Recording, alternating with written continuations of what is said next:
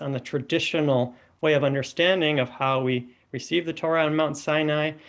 And so today we're going to sort of unpack. Usually we have a war between the academy, between scholarship and faith and religion, but we're going to, I think, experience a different way of relating those two things harmoniously, religiously, and beautifully. And so let's do it. Rabbi Dr. Gerald Teller, how would you frame today's conversation? It's a broad conversation. What is Torah? But what are you trying to achieve? What's the point you're going to want to make? And then we'll get started.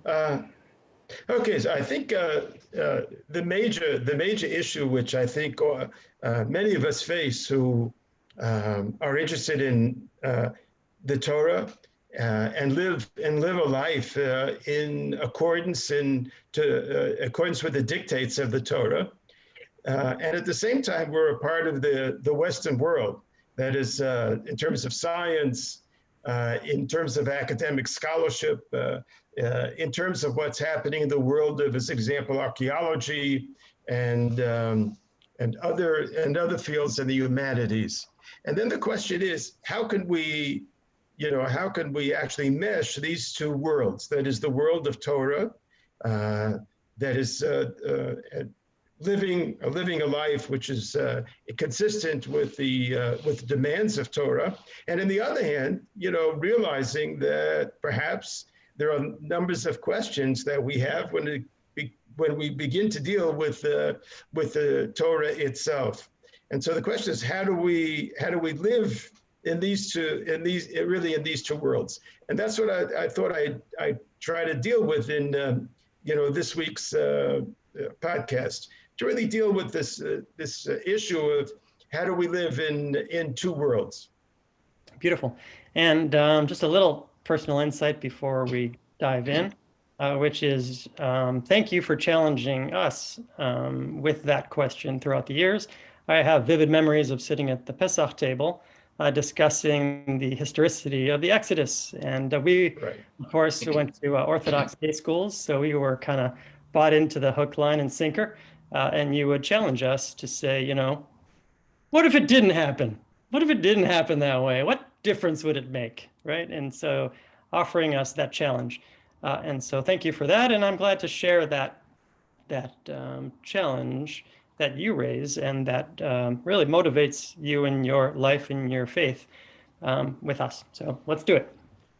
Okay, so let's talk a little bit about since you raised the issue of Pesach and the Exodus. So let's take a look at some of the issues which I think are being raised by, let's say, archaeology in the contemporary archaeology, especially the contemporary archaeology in Israel. Contemporary archaeology in Israel is really has two faces now. One phase is a phase of trying to reconcile what we see in the Bible with what we find in the ground. And the other phase of archaeology is to say what is in the ground, and we have to be true to what we see in terms of scientific evidence, in terms of what we find in the ground. So as an example, you raised the whole question of the Exodus. Rabbi Walpe at the Sinai Temple in Los Angeles, I think it was about 5 years ago, got into the newspapers because what he said was, if we take a look at all the archaeological evidence with regard to the Jewish people leaving Egypt, and then of course going through the Sinai Desert, we don't seem to have any archaeological evidence of millions of people traveling through the desert and actually coming to the land of Israel. And his question was, is the whole story of the Exodus, is that story really true? And he began to deal with some of the aspects of the story and to try to figure out if the story is true or not. So that as an example would be one issue which is really raised by contemporary archaeology. The other thing that has been raised by archaeology is, as you know, there's been a great deal of work starting in about the year 1850 in the archaeology, not only Israel, but all the areas around Israel, Syria, Lebanon, and there have been tremendous finds in terms of libraries which have been found. A library in Upper Lebanon, which has been found at Ras Shamra, and we've had libraries which have been found in Assyria, and we have libraries which have been found in Egypt. And the question is, if we take a look at some of the material which is coming out from these libraries and some of the material which has already been published over the course of the years, we find that many of the stories which we find in the Bible have parallels in the ancient Near East, such as, an example, the whole creation story, or the story of Noah, which is a very widespread story about the flood in the ancient world. And there are a number of flood stories which we have from different cultures. So well, it questions the authenticity, right? It questions the authenticity of the Torah. These things, right? Question the authenticity of the Torah, and the question is the Torah something which comes from God, or is it something which was perhaps influenced by other cultures which were around the Jewish people at that time? And describe so describe what kind of attack that is on a traditionally practicing Jew. If they discovered one day that it didn't happen, what happens?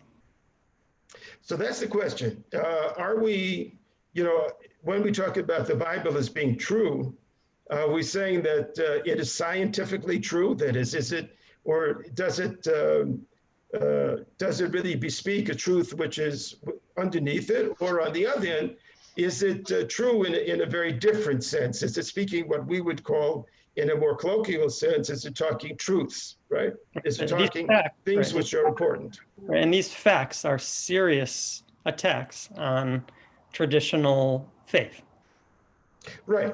And what I think it is, it's trying to, if we think about, the Torah min hashamayim, if we think about Torah which is coming down from heaven, and we believe that every word of the Torah has been given to us by God, then we have a problem when we take a look at, as an example, other myths or other truths which we get from other ancient Near Eastern peoples, and we ask the question, is the Torah a product of a divine truth, or is the Torah a product of a culture which comes out of let's call it a Hebrew culture, which comes out of the Near East? Oh my! All right, what's the answer? Let's go. What's the answer? Okay.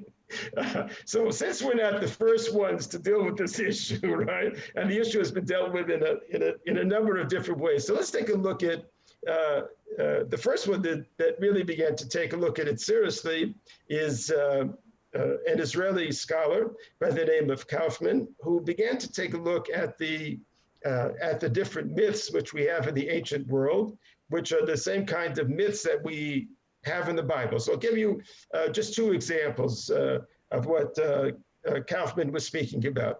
First of all, when we speak about the story of creation, we find out that we're not the only ones who have a creation story, but there are a number of creation stories which we have throughout the ancient world. The most famous one came from the city of Ugarit, which is actually Syria today. And in that city, we have a very interesting story. And the story is that what happened is that there was a great, tremendous fight with a dragon, a huge dragon, whose name was Tiamat. And what happened is that when she lost the battle, she was destroyed, and out of her came the creation of the world. What is interesting is that in this story of creation, of course, it deals a lot with paganistic ideas, and of course this notion of slaying this dragon. Now, if we take a look at our story of creation, what we find is very clearly that our story of creation is a monotheistic story of creation. It's one God who creates the universe. right? Who creates the world and gives this world a sense of purpose and a sense of meaning. So I think if we take a look at what I said before, sort of that Hebrew culture, we find that our story of creation reflects the cultural values which we as Jews have, the idea of one God. And if you take a look at the story, when we talk about the importance of man, the creation of mankind, and the importance of mankind, the importance of the individual person as being the most important thing, and not serving the gods or feeding the gods or taking care of the gods, but actually the story really talks about man's relationship to the universe in which he lives. So we learn another story which goes. Right. We learn our values from the stories. Correct. Okay. The other story. Are they authentic? That didn't answer the question. Are they authentic? What would you say? Authentic to the values of the Jewish people, right? You're redefining. So these are stories which are authentic to the values of the Jewish people and which express the basic ideas which we find in what we would call today Hebrew culture, Jewish culture. Got it. They're an authentic representation of our culture. Right. And of our understanding of about God and about the universe in which we live and about human beings.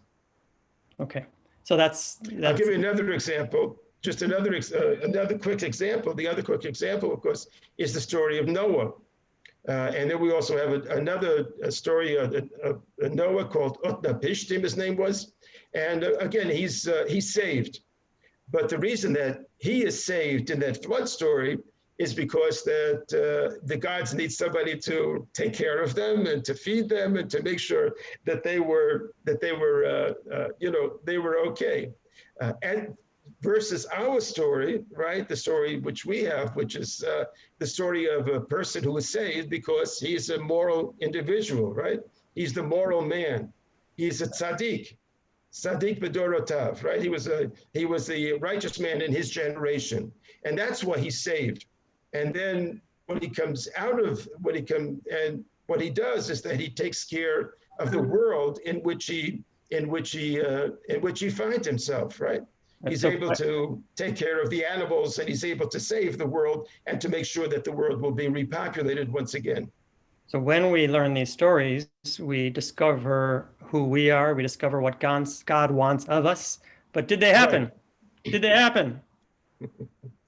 Well, Elie Wiesel said once, he said, a story is always true, even though it's not true, right? Stories are always true. Beautiful. There's no such thing as a story that's not true, right? And then, so which text do you want to start with? Barbara's ready for the texts when you're ready. Okay, yeah. So I tell you what, there are a couple of people who really have thought about this issue in a more academic way. One of these people is Dr. Ben Summers. Ben Summers is currently, I think, a professor of Bible at the Jewish Theological Seminary, but for a long time he was head of the department of Jewish Studies at Northwestern University, and he wrote a very interesting book on Revelation in terms of what does Revelation mean, and he has some very interesting ideas. There you go. So what he writes in his book is, and he develops a very interesting idea. He writes, thus we can see within the Pentateuch itself two views of Revelation. I call one of these participatory theology of Revelation because it maintains that both God and the nation Israel participated in creating the documents and traditions that resulted from God's revelation to Israel. The participatory theology puts a premium on human agency. It bears witness to the grandeur of a God who accomplishes a providential task through the free will of human subjects which are under his divine command.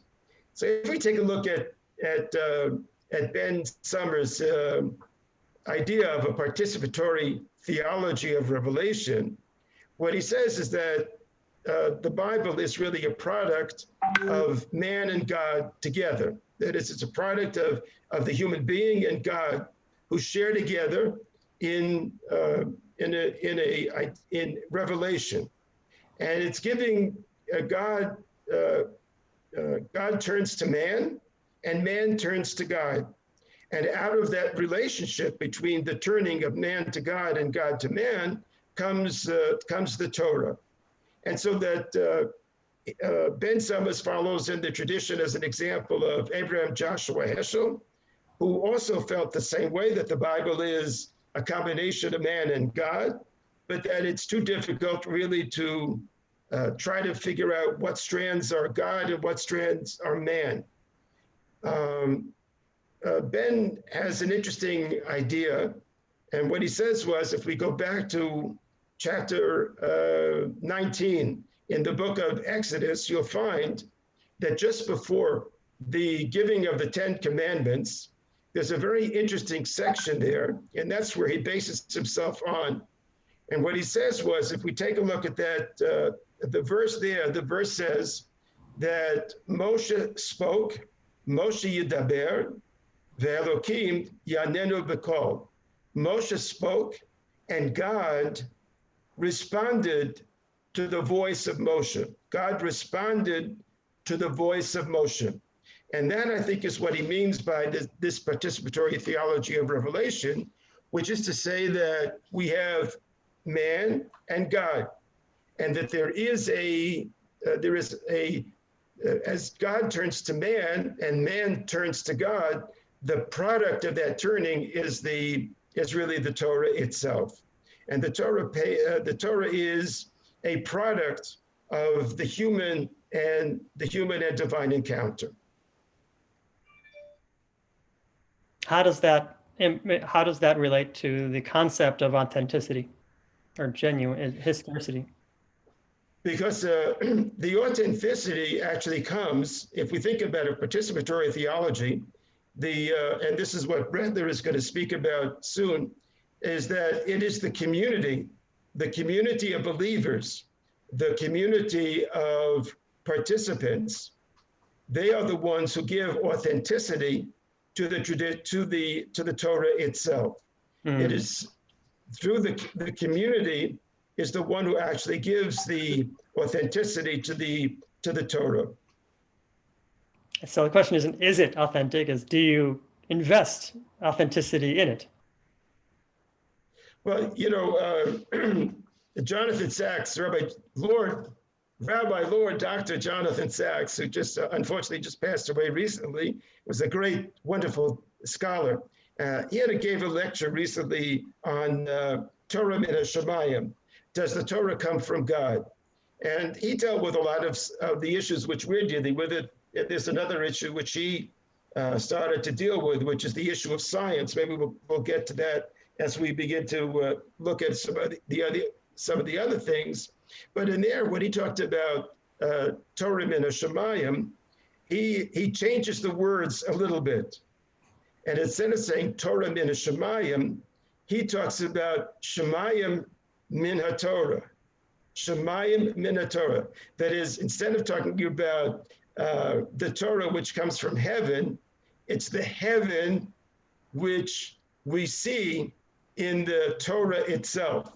So the authenticity of the Torah is when you and I look at the Torah and we begin to live by the Torah, that's what we give the Torah a sense of authenticity. Shkoyach. All right, next. The other one, by the way, we'll go to, if you want, we'll just go to the one about Ben Summers. The other one, I'm sorry, about Mark Brettler. Oh, yeah, okay. Slide number 4. Is this the one?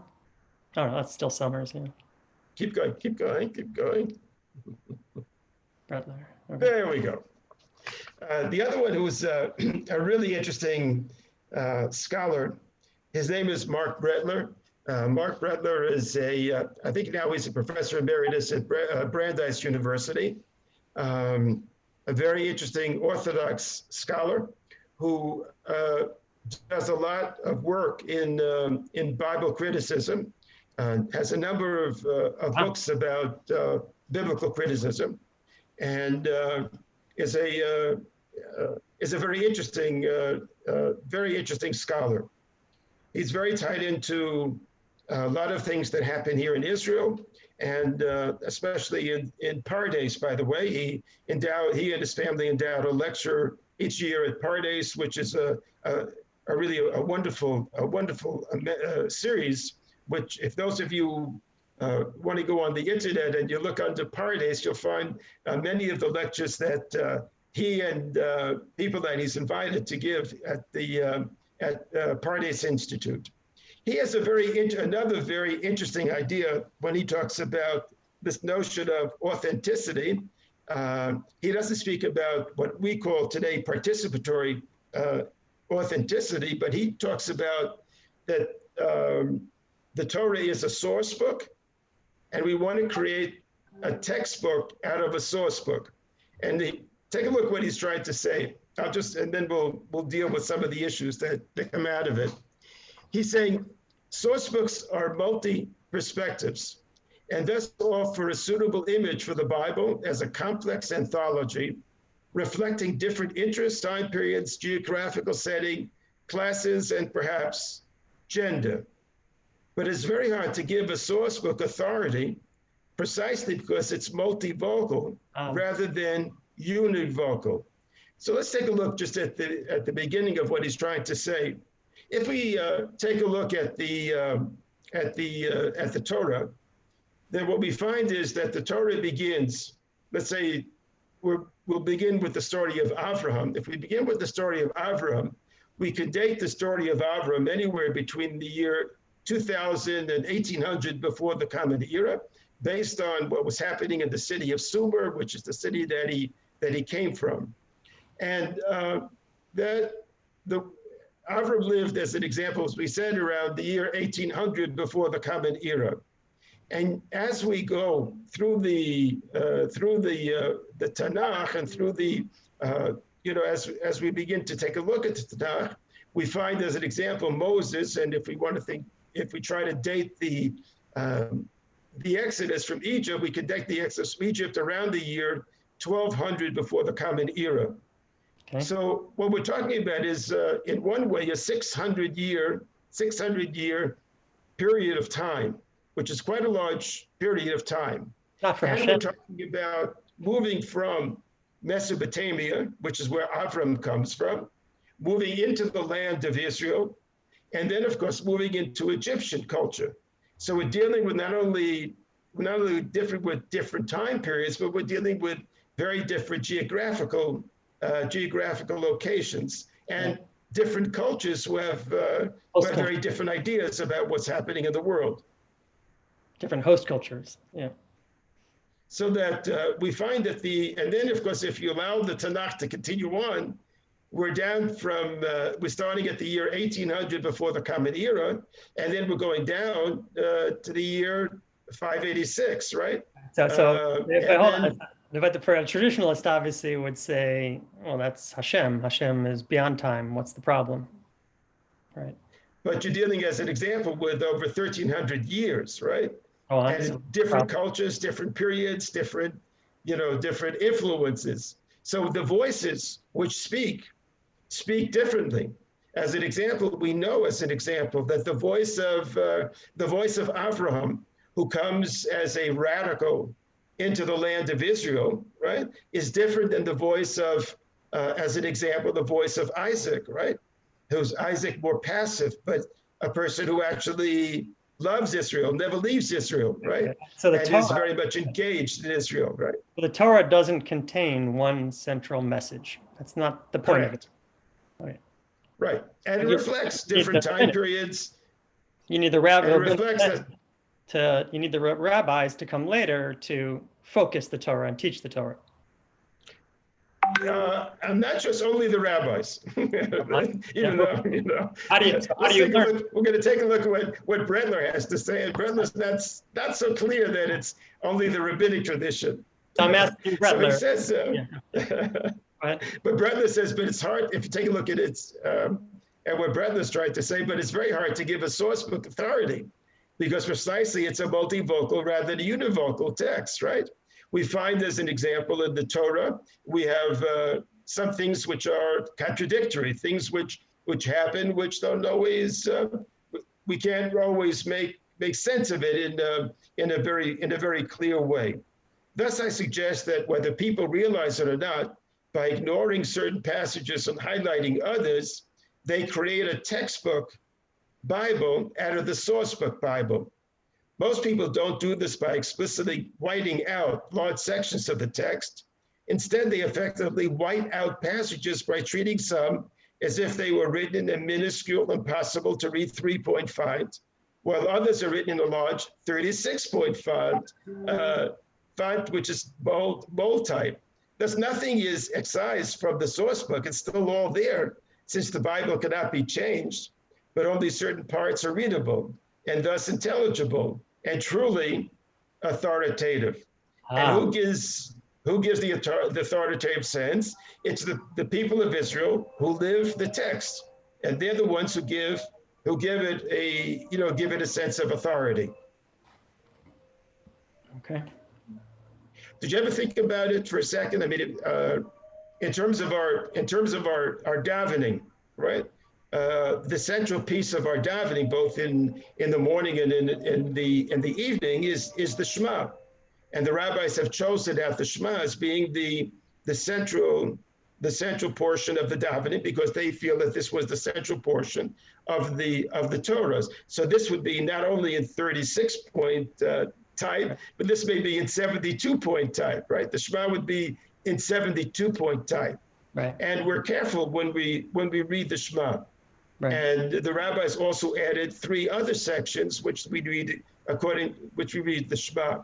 Now they could have chosen, you and I know, they could have chosen a number of different sections out of the Torah, right? They could have, I mean, it's interesting that in the Dead Sea Scrolls and in other places, like in places in the Cairo Geniza, we find that people used to use the Ten Commandments as a liturgical text. I was going to mention that at the opposite point, right? The Shema is an example of the 36-point font. The Ten Commandments are an example of the 3-point font. They're not anywhere exactly. Davening, right? Right.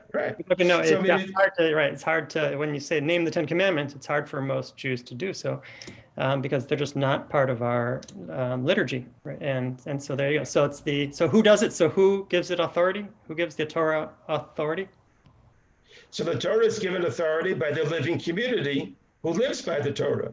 Okay. We're the ones who that's what we heard the before. authority. That's what we heard before from the first. Is it the same as before or different? No, I think what Summers is trying to say is that there's participatory revelation. It's God and man who work together, right? And who develop the Torah together, right?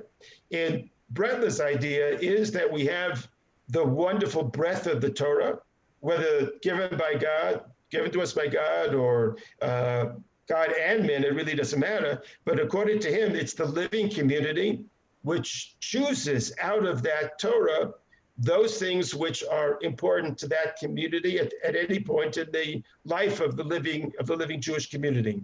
And authoritative. They choose the things that are authoritative.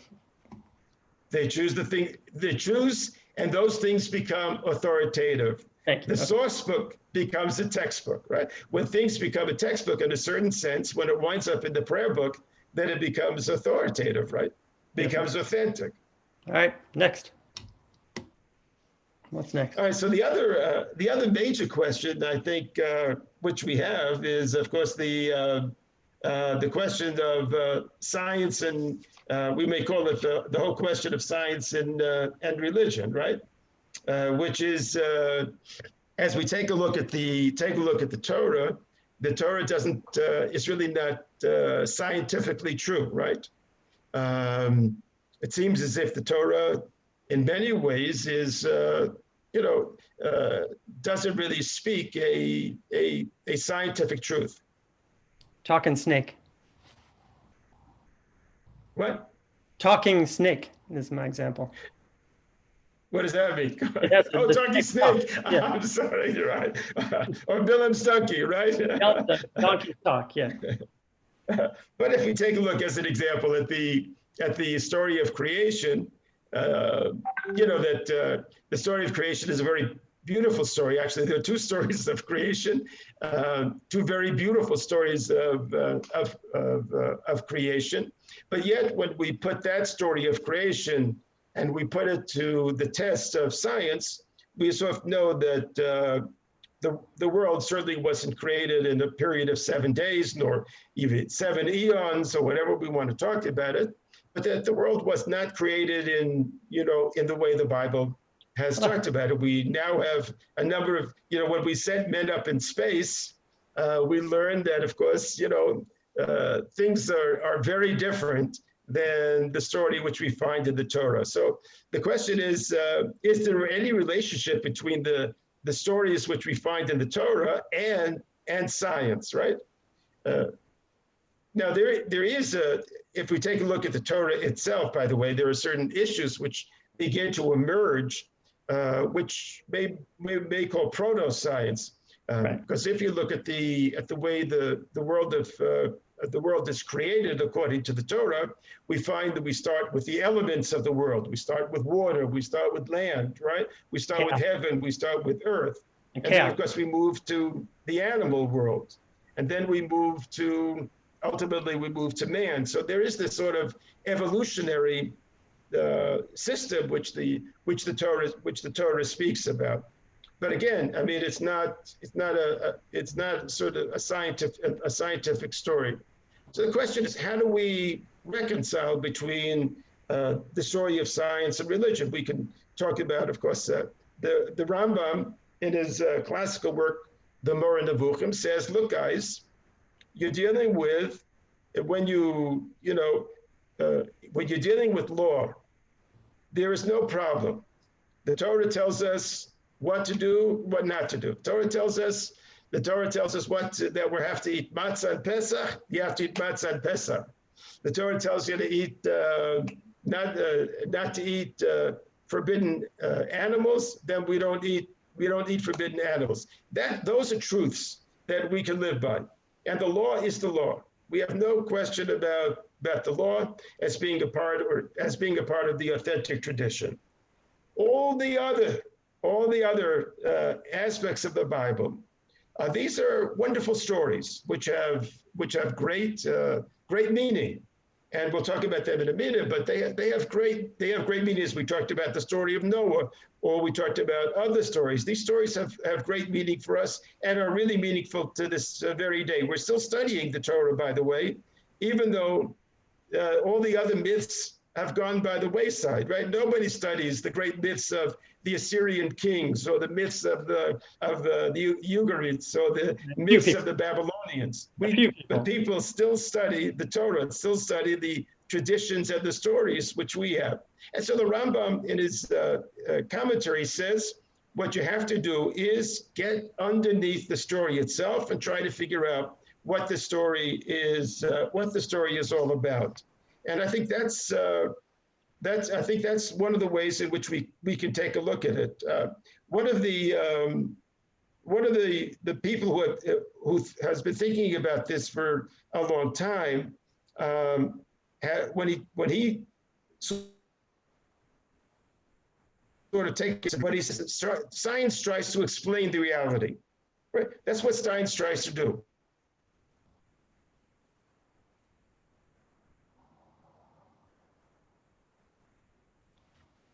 Oh. How does the world operate? What's happening within the world? But we are asking a different question. And the question that we're asking is the question of why. Why was the world created? what's the purpose of man's existence in this world? And what is the role of man in the world in which we live? So these are two very different sets of questions. They're not the same. They're not the same question. They deal with the same reality, but they're asking two very different sets of questions. Science is interested in analysis. What science wants to do is to break down everything into its component parts. Wants to find out what is the smallest component part that we could potentially have. Nowadays, we ever talk about nanoparts, right? Talking about subatomic parts and the smallest parts which are possible. That's what science wants to do. It wants to get to the smallest parts which are possible. And on the other hand, we as the religious human being wants to integrate. The religious person wants to say, how does all this work? How does all this work for us as in the universe in which we live? Science thinks about the world as an object to be studied. And when we look at the world as a subject to be thought about. Beautiful.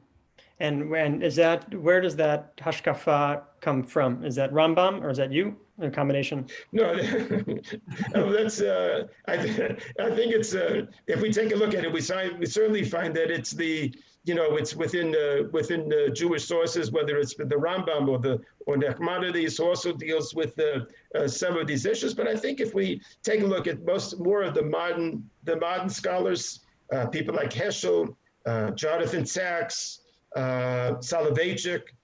These are all people that were very much interested in science and also in religion. And what they did is they took a look at both the issues of science and religion, especially as an example, Rabbi Soloveitchik, who in a real way deals with some of the mathematical conceptual frameworks and how all mathematics really works together with the Judaism and basic Jewish values. All right.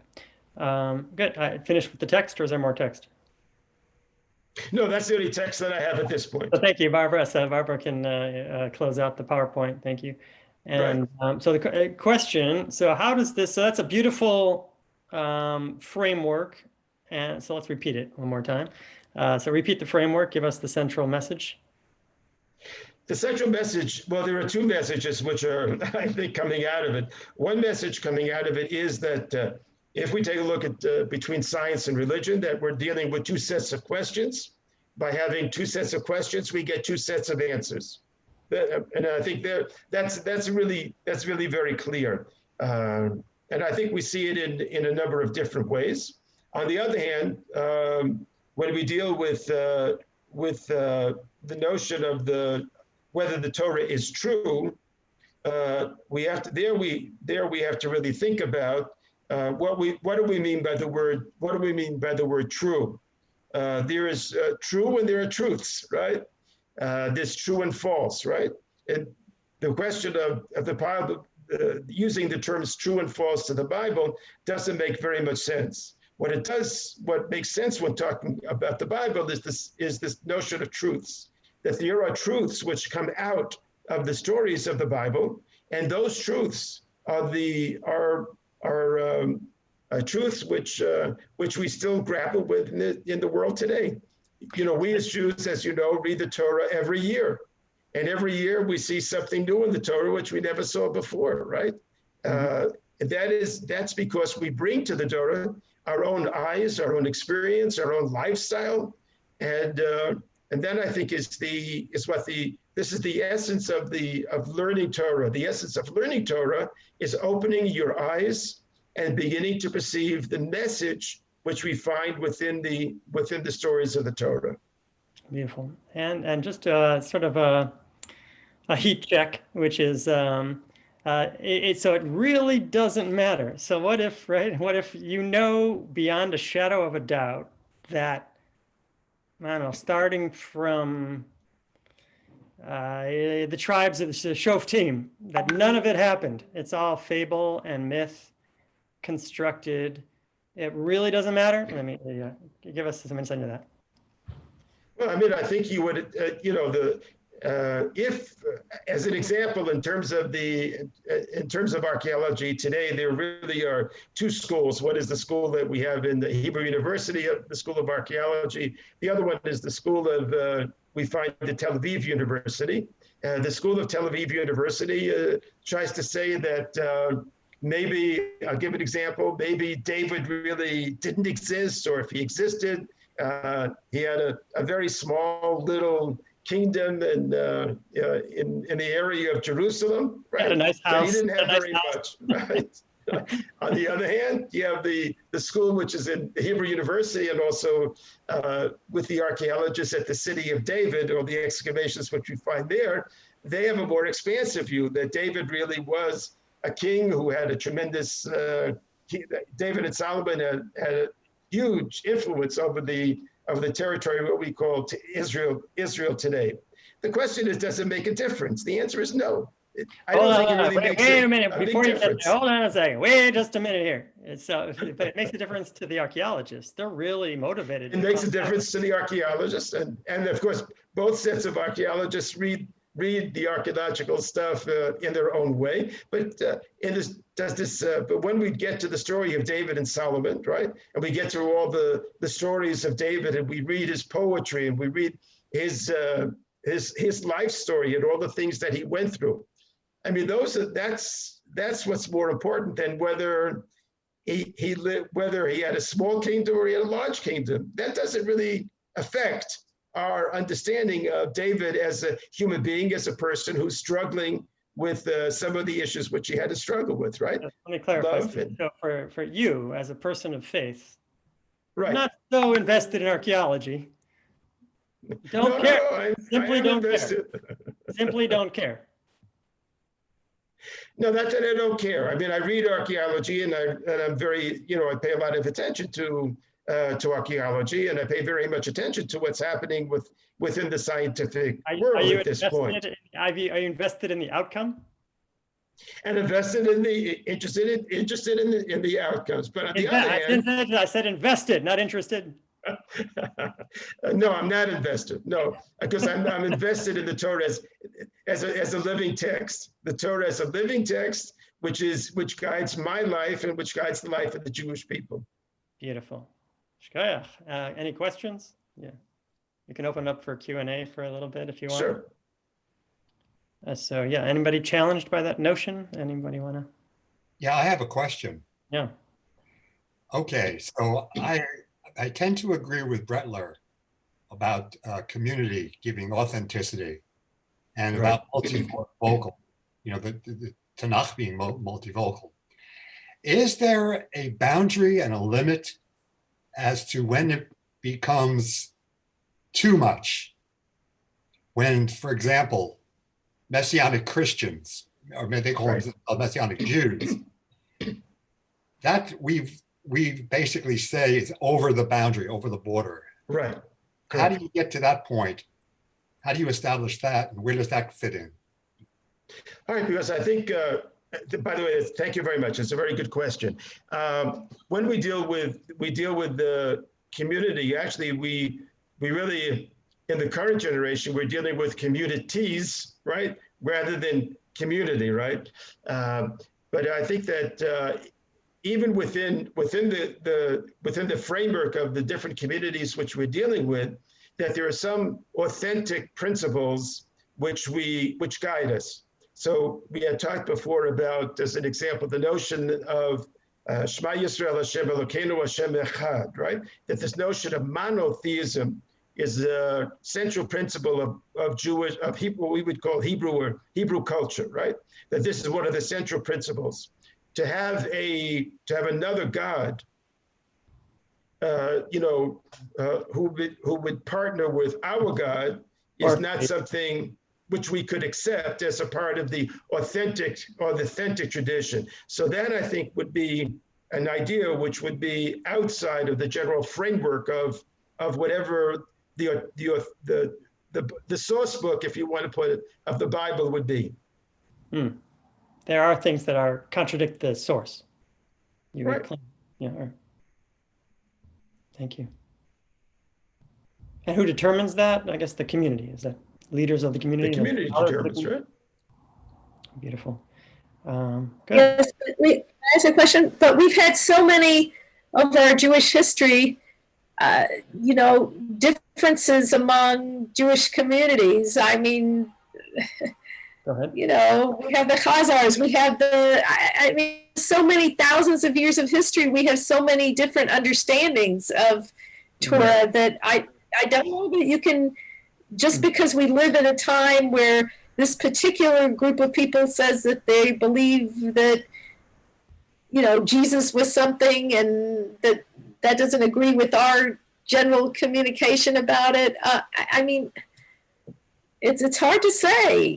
We've evolved in so many different ways. We had so many different communities of Jews with many, many different interpretations. So how do you know that what the boundaries, as Aaron says, are there? There just have been so many different cultures and ways. All right, throughout the centuries, I think there have been many different communities where we're familiar with communities which have come into sort of the mainstream of the Jewish community. But on the other end, I think, as you know, there were communities. The Dead Sea Scroll community was one community which was slightly different had slightly different ideas than we have.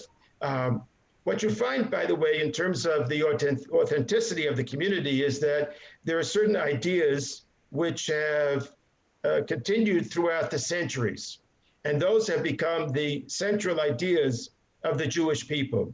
So as Aaron's question was, as an example, Messianic Judaism would be over the boundary, right? This is something which is over the boundary, something which the traditional community has rejected as being a part of the Jewish community.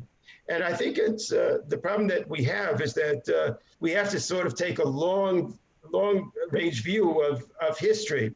And we see that as we take a look at the long range view of history, certain ideas have emerged throughout the centuries, which have become the central ideas of the Jewish community and of the Jewish people. And it's an organic process. It's an organic process. Yeah, those create the framework around which we operate. Now, even in the current communities, right? We have different views about gender, different views about the roles that are played by members of the community. So, I mean, even within our communities, we have wide-ranging views, but I think all of us sort of fit within a general pattern or general framework. It's interesting that we have one more question, and then we'll start to wrap up. But it's interesting that till this point, we haven't mentioned the idea of denominationalism. So I guess what that says is this is a post-denominational idea, or just doesn't really take denominations into account, right? That's not part of the conversation. Correct. Why is that? Why haven't we talked about denominations till now? Yeah. I think, denominations are really try to do is to work within this framework, right? And what they attempt to do is to establish some basic principles around which they operate. And I think that throughout the centuries, there have always been denominations. We sort of look at the past, and we think that that there was only one Judaism. There's never been such a thing as a Judaism, right? There have always been Judaisms, right? Communities who have taken Judaism really seriously. I'll give you one major example. Yesterday was Seged Day. That is, the Ethiopian Jewish community celebrates 50 days after Yom Kippur. They celebrate Jerusalem. And what happened was that they gathered together at the Haas Pavilion, and they have a ceremony which they do using the ancient literature which they have, and their ancient books, and their priests are the ones who actually conduct the ceremony, right? Now, this is a community which was this Seged is part of a community which was very, very close to Judaism, right? It may not be our Judaism, but it is a Judaism. So I think when we talk about differences of community denominations, you're looking at sort of, it's interesting because I bring a different perspective. The perspective you bring is Reform, conservative, and quotes Orthodox, right? When we're in Israel, we bring a very different perspective to our Jewish communities. We bring more of a perspective of ethnicity than we really do about denominationalists. We speak about the Moroccan community, the Yemenite community, the Bukharian community, right? The Anglo community. So I think denominationalism is an American conceptual framework. I don't think it's a conceptual framework which works here in Israel. Yeah, it's an American pastime. Yeah, division. Yeah. Last question. All right, so here's a from Eric. Here it's actually I'm reinterpreting his question. There's a criticism of the conservative movement, which is that. Wait, I have a new question now. I came up with another one. Do you want to stick with the old one? No, it's my question now. Go ahead. It's a criticism of the conservative movement. Once you open up that box, once you start questioning the authenticity, historicity, you lose it. It's gone. The magic is gone. And it's impossible to keep a community cohesive and together. Once you open up Pandora's box, you can't put it back in. You need communities of faith who are passionate and motivated, inspired. And once you start cracking the facade, it starts crumbling. So help me understand. I don't agree. So good. That's what I was hoping. I was hoping you didn't agree. I think that what we're really talking about is that you have authentic communities. You have communities. So I think what Brettler and also Summers are talking about is you have committed individuals who are living a life based on their faith commitments, and those faith commitments are commitments which come out of a deep sense of faith and a deep sense of trying to do something good within the world in which we live, a deep sense of trying to find a sense of meaning within the world. Just it's an interesting story, by the way. Jonathan Sachs, as you know, recently passed away, and they tell the story. He once told the story to a group of us, and what he said was that when he was on his honeymoon with his wife Edith, what happened is that they were in Italy, and for some reason, they were walking on a rural road, and he didn't realize that there was a well which was in front of him, and he actually fell into the well. And when he fell into the well, he started to try to get out of this well, and he did everything just to get out of it. He just couldn't get out of the well. And then suddenly he just felt somebody pulling him out of the well and pulling him back onto the land. And what he said at that point was that he realized from that moment on that he would have to find a sense of meaning in his life, that his life had a sense of purpose, and he would have to live a life that was going to be meaningful and that was going to be purposeful. And I think this is what the man of faith tries to do, to live a life which is meaningful, life which is purposeful. And, whether the basic text is true or not true, or the basic text which comes from is a sense of truths, the most important thing is to develop a meaningful and a purposeful life. Amen. All right. So with our final 2 minutes, do you want to give us a bracha moving forward, and how in our faith and in our learning and our faith? How do we balance the two? Well, it's interesting here living in Israel. It's really very different than in many ways than living in the States. And one of the things in Israel is that the Bible is really not a document of a foreign document, just something that we read. We read in the synagogue on a Shabbat morning. but rather the Tanakh is something which we have in our hands. And as we walk through the streets of Yerushalayim, and we go through the city of Yerushalayim, we find things which are amazing in terms of being able to see things which we really find in the Tanakh. And the Tanakh for us is a living document. It's something which is really bespeaks not only our history, our tradition, but it really forms us as a community and really as a nation. And I think that one of the things that we find that living here in Israel is that people really do take values and Jewish values very seriously. And I think that that's the most important thing that all of us can really try to do. Which is to do what Rabbi Sachs did. We don't have to go through an accident. We don't have to go through a traumatic experience, although many of us have gone through traumatic experiences and realize that life doesn't always give us what we want. But on the other hand, out of those experiences, we have to do what Rabbi Sachs did, which is to say, okay, now that I've had this experience, how can I not only learn from this experience, but on the other hand, how can I make my life much better, and how can I make the life of my people and my community much better? And so I hope that, I know that people at Brit Shalom are really wonderful people and are really open and terrific. And I just hope that they continue to live a meaningful and a purposeful life together under your leadership. Amen, amen.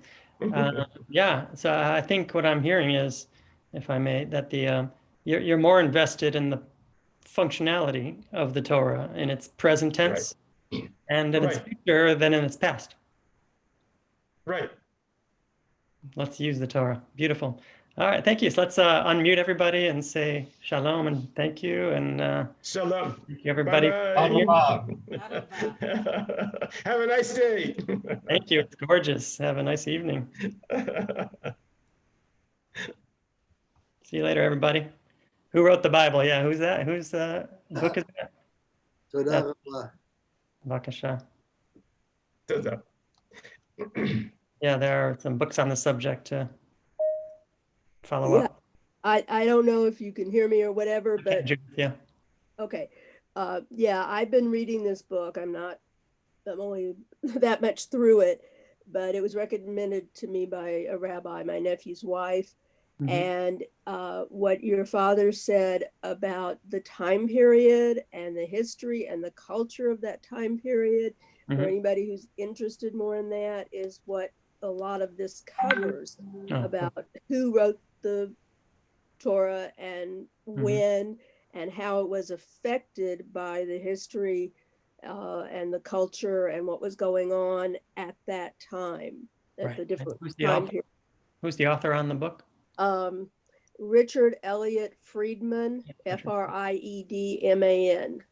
All right. Thank you so much. It's a very interesting book. I don't know if I agree with everything, but it's really interesting. You know, we're learning. Exactly. We're learning and integrating. Yeah. Yes. He's got another one where he suggests that not everybody didn't leave Egypt, just the Levites, I think, and that explains a lot of where we wind up with in the Torah. I can't give you the whole story of it, but that's a book that the Inspired Book Club read. Yeah. Well, this one, because of the purpose of it, deals with what I got interested in about is the contradictions and the different stories, like the two stories of creation and the two stories of Isaac's being sacrificed. Story, the Midianites or the Ishmaelites, I think. But it indicates reasons why we might have those two contradictory stories, or two similar but not exactly the same stories. They're not really contradictory. And it really is, for me, a history lesson. That's beautiful. Good. Thank you. Okay. And thank enjoy the day. you and your father. Welcome. Bye-bye.